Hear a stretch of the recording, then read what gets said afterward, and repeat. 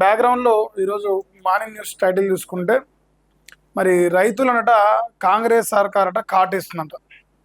నిన్న మనం చూసినప్పుడు దాదాపు ఈ రాష్ట్రంలో ఇప్పటి వరకు కాంగ్రెస్ ప్రభుత్వం వచ్చినప్పటి నుంచి చనిపోయిన రైతుల సంఖ్యనే దాదాపుగా 1000 మందికి పైన దాటింది. మరి రాష్ట్రంలో ఇంకా రైతుల మరణాలు పెరుగుతూనే ఉన్నాయి. పోనీ రైతులని ఏమైనా కాపాడుకునే ప్రయత్నాలు చేస్తారంటే వాళ్ళ పనులలో బిజీగా ఉన్నారు. సో రైతుల్ని కాపాడుకునే ఆలోచన లేదు. సో బీఆర్ఎస్ పార్టీ ఏమంటుందంటే కాంగ్రెస్ గాలికి వదిలేస్తుంది కాబట్టి మేము పట్టించుకుంటామంటుంది. అంటే మీకు అధికారం కాంగ్రెస్కి ఇచ్చారు, కానీ మీ బాధ్యత మేము తీసుకుంటున్నామని బీఆర్ఎస్ చెప్పదలుచుకున్నారు. సో వాళ్ళ పత్రికలో ఇలా అదే రాసుకున్నారు. ఒకసారి టైటిల్ చూడండి. సో రైతులను కాటేస్తున్న కాంగ్రెస్ అని చెప్పేసి నేను టైటిల్ తీసుకున్నా.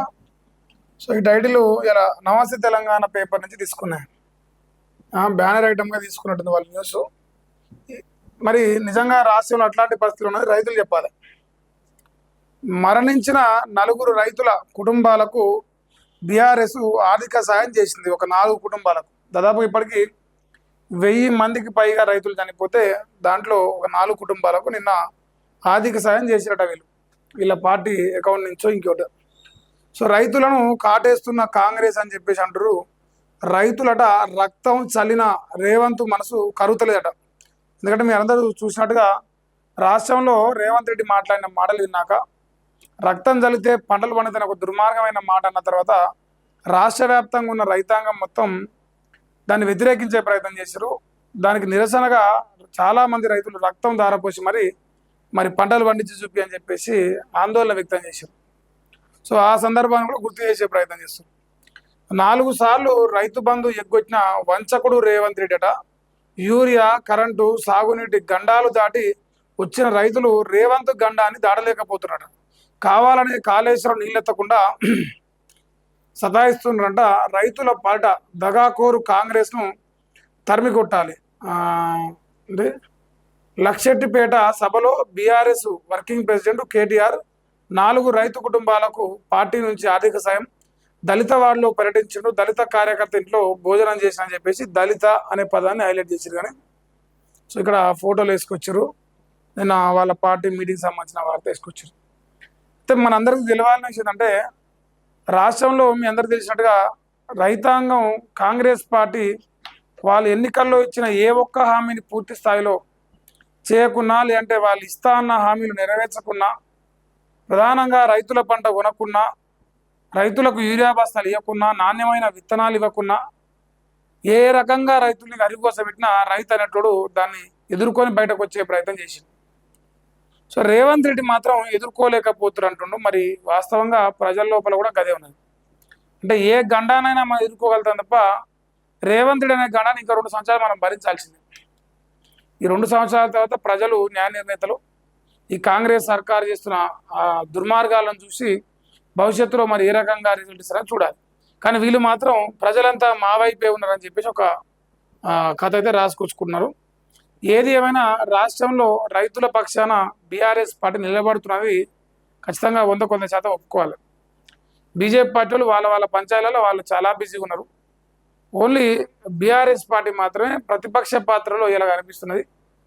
ప్రధానంగా ప్రజా సమస్యలను తెరపైకి తీసుకొచ్చి ప్రజల్లో ఉన్న ఆందోళనను ప్రజలకు యావత్తు తెలంగాణ సమాజానికి చూపించే ప్రయత్నం చేస్తూ ప్రతిపక్ష పాత్రలో మేము సక్సెస్ఫుల్గా ఉన్నాం, మీకు మళ్ళీ మాకు అధికారం ఇస్తే మీ కష్టాలన్నీ తీరుస్తామని ఒక నమ్మకాన్ని కలిగించాలని ఒక ప్రయత్నం చేస్తున్నాం. సో అది కూడా కనిపిస్తూ ఉన్నది ఎప్పటికప్పుడు. ఇక ఫోటోలు వేసిరు ఇదంతా. కానీ ఇక రేవంత్ రెడ్డి అట ఉద్యమకారుల మీదకి తుపాకీ ఎక్కుపెట్టిన పోరంబోకు జాతి అయితే మాది కాదట. సమైక్యవాదుల సంచులు మోసిన దగుల్బాజీ జాతి అయితే మాది కాదు. తెలంగాణ తొలి ప్రభుత్వాన్ని కూల్చేందుకు ప్రయత్నించిన 50 లక్షలతో దొరికిపోయిన లుచ్చా జాతి అయితే మాది కాదు. ప్రాజెక్టుల మీద 100 కేసులు వేసి ఆపాలని చూసిన దివాలాగాళ్ళ బ్యాచ్ అయితే మాది కాదు. అబద్ధాలు, విద్వేషాలు, బూతులతో ప్రజలను రెచ్చగొట్టి బతికిన చిల్లర జాతి మాది కాదు. ఇచ్చే అవకాశం ఉన్న నీళ్ళు ఇవ్వలేని అసమర్థ జాతి మాది కాదు.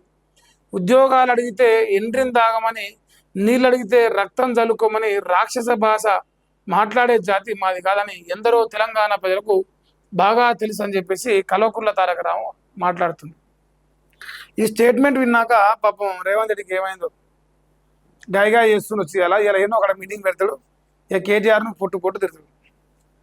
అంటే రాష్ట్రంలో ప్రజలను మోసం చేసే జాతి మాది కాదు, తెలంగాణకు వ్యతిరేకంగా పనిచేసే జాతి మాది కాదు, తెలంగాణ బిడ్డలు చంపుతామని గనులు పట్టుకొని తిరిగిన చరిత్ర మాది కాదని చెప్పేసి ఆయన చాలా డంకాబాజీ చెప్తుంది. వాస్తవంగా ఈ రాష్ట్రంలో బీఆర్ఎస్ పార్టీ ఎలా తెలంగాణ రాష్ట్ర ఏర్పాటు కోసం ప్రయత్నం చేసిన పార్టీగా ఉన్నది. మరి కాంగ్రెస్ పార్టీ చరిత్ర ఏంది, దాంట్లో కాంగ్రెస్లో ఉన్న రేవంత్ రెడ్డి చరిత్ర ఏంది? రేవంత్ రెడ్డి అనేటోడు ఆనాడు టీడీపీ పార్టీలో వండుకొని తెలంగాణ బిడ్డలందరూ జై తెలంగాణ అంటే లేదు నేను జై ఆంధ్ర అనుకుంటా చంద్రబాబు పక్కన చేరి తెలంగాణలో ఉన్న జై తెలంగాణ అంటే వాళ్ళని గన్ను పట్టుకొని చంపుతాని స్కార్పియో కారాలు తిరిగిన చరిత్ర రేవంత్ రెడ్డి. సో జాతి గురించి మాట్లాడి మరి ఏ సందర్భం వచ్చిందో ఏం కథ కానీ బాగానే అంటుకున్నాడు. ఇప్పుడు ఈయన భాషకు ఆయన భాష ఇంకా అడ్వాన్స్డ్ ఉంటుంది. ఈయనది ఏంటంటే A2 అయితే ఆయన A1 కంటెంట్ రేవంత్ రెడ్డిది, ఈయన A2 కంటెంట్. ఈయనదేం తక్కువ ఏం కాదు కానీ ఈయన కూడా గదే భాష రోజంత అప్డేట్ అవుతున్నాడు. సో ఒకరిని చూసి ఒకడు ఖరాబ్ అయినట్టున్నది. రాష్ట్రంలో మాత్రం కాంగ్రెస్ సర్కారులో జరుగుతున్న అవినీతి, కాంగ్రెస్ సర్కారులో ప్రజలు జరుగుతున్న మోసాలు, కాంగ్రెస్ సర్కారుని నమ్మి మోసపోయిన ప్రజలను ఎప్పటికప్పుడు మనందరూ చూపిస్తూ బీఆర్ఎస్ పార్టీలో కేటీఆర్ మా నాయన తర్వాత నేనే అనే ప్రచారంలో మాత్రం చాలా సక్సెస్ అవుతున్నాడు. అదొకటి కనిపిస్తుంది. హరీష్ రావుని ఎక్కడా కూడా పేపర్లలో పెద్దగా కవర్ కాకుండా చేస్తూ ఉన్నారు.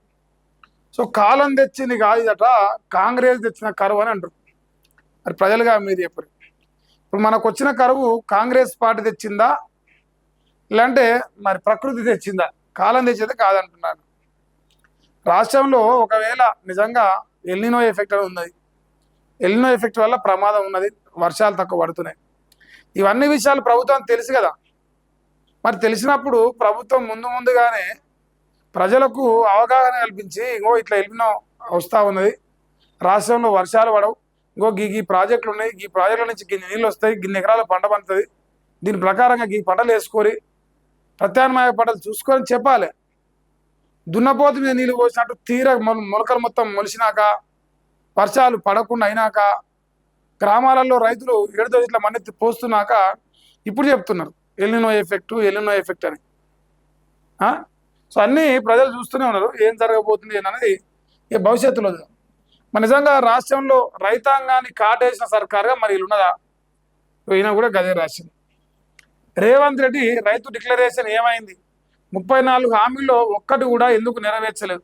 కాంగ్రెస్ తెచ్చిన కరువుతో రైతులకు అష్ట కష్టాలు, గోదావరిలో నీళ్లున్న కాళేశ్వరాన్ని వాడకుండా కుట్ర చేస్తారు, మన నీళ్లు ఆంధ్రప్రదేశ్ వాడుకుంటుంది, యువత చేతిలో కాంగ్రెస్కు ఢిల్లీ గతే పడుతుంది, కేసీఆర్ వల్లే తెలంగాణకు పూర్వవైభవం వస్తుంది, ప్రభుత్వ ఉద్యోగులు కాంగ్రెస్ కోసం కాకుండా ప్రజల కోసం పనిచేయాలి, లక్కెట్టిపేట గోడ కూలి చనిపోయిన రైతు కుటుంబాలకు ఒక్కొక్కరికి 5 లక్షల రూపాయల చొప్పున 4 కుటుంబాలకు సాయం చేశారు. ఆ కార్యక్రమంలో నిన్న ఇవన్నీ మాట్లాడారు. సో ఏది ఏమైనా రేవంత్ రెడ్డిని టార్గెట్ చేశారు, రేవంత్ రెడ్డిని కాంగ్రెస్లో ఉన్న నాయకులు టార్గెట్ చేశారు, రేవంత్ రెడ్డిని రైతులు టార్గెట్ చేశారు, రేవంత్ రెడ్డిని ప్రజలు టార్గెట్ చేశారు. ఈ రాష్ట్రంలో రేవంత్ రెడ్డి టార్గెట్ అయింది రేవంత్ రెడ్డి ఒక్కడే, ఈ వర్గం ఆ వర్గం అని లేదు. ఎందుకు? ఏ ఒక్కరన్నా తన పాలనలో సంతోషంగా లేరన్నది తెలిపోతుంది.